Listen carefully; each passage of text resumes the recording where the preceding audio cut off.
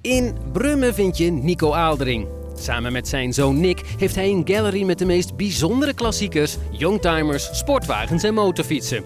En zijn enthousiasme daarvoor houdt hij niet alleen voor zichzelf, maar deelt hij met ons.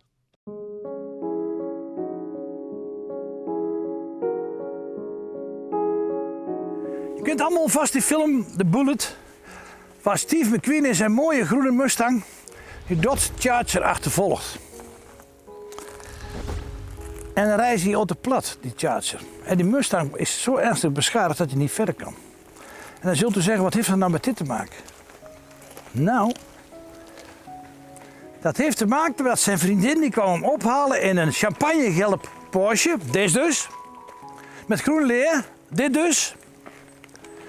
En dan gaat die film verder in deze Porsche. Kijk, dat is toch leuk? En misschien is hij het wel. Ik heb het nooit gecontroleerd. Een 356 SC cabriolet.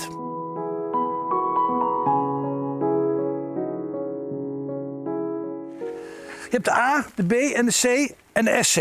SC is dus de dikste motor, 90 pk. Het is de fijnste auto om dingen mee te doen. Dat wil zeggen, rallies mee te rijden bijvoorbeeld. Evenementen mee te doen, want omdat hij het snelste is. Het meest handzaam, het meest doorontwikkeld.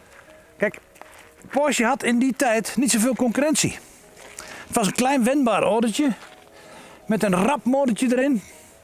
Een beetje een donderstraal van een auto. En ja, ze zijn natuurlijk prachtig, zowel de coupés, de cabriolets, ze zijn prachtig. Vroeger kwam je van de postbank af en dan keek je recht op dat ding. En toen dacht ik op een gegeven moment, bestaat dat ding nog? Ja, het bestaat nog. Koepel de Kaap heet dat ding. Dan kon je een ijsje kopen en een frietje kon je kopen. Dat is dit typische ding uit de jaren 50. Dat is echt uit de jaren 50. Maar we hebben het natuurlijk over die Porsche. Ja, deze auto is tot in de puntjes gerestaureerd. Tot achter de komma. Het is echt heel mooi. Moet je kijken naar die bekleding. En ik vind die kleurcombinatie zo mooi. Moet je kijken, dat is groen. Kan het dan nog mooier? Stuur het niet origineel, dat doen ze vaker motorrijders. Stuur het gewoon lekker. Dat is ook helemaal geen verkeerde beslissing. Mooier vind je hem niet hoor. Kijk, ik ga zo direct eens even zien waar je op moet letten als je zo'n auto koopt. Kijk, met deze auto's, de meeste zijn naar Amerika verkocht. Toen de tijd, ik denk zo'n 80%. Dat is het goede nieuws, want als ze dan in de westkust terechtkwamen, dan bleven ze vaak relatief roestvrij. Maar die dingen die roesten op de folder. Want de Porsche 356 is toch wel een auto waar vaak van alles aan mankeerde. En er zijn heel veel mensen zijn er met het schip ingegaan. Kan je ook letten hoe met zijn auto is de pasmaat, hè? Of die lijn klopt. Vaak hebben ze schade gehad en dan is het hier allemaal wat ruimer of wat groter. En dat geldt hetzelfde voor de deuren en de kofferklep. Kijk, en dan moet je altijd even kijken of die olie lekt. Dat kun je zo zien. Nee, lekt geen olie. Dat is belangrijk. Dan kijk je even aan bij de motor. Vaak willen ze ook nog wel eens een beetje benzine lekken. Het ziet er allemaal keurig droog uit. Het lekt allemaal niet. Nou, wat ook heel belangrijk is bij deze Porsche, of de originele vloer er nog in zit. Dat is ook heel belangrijk.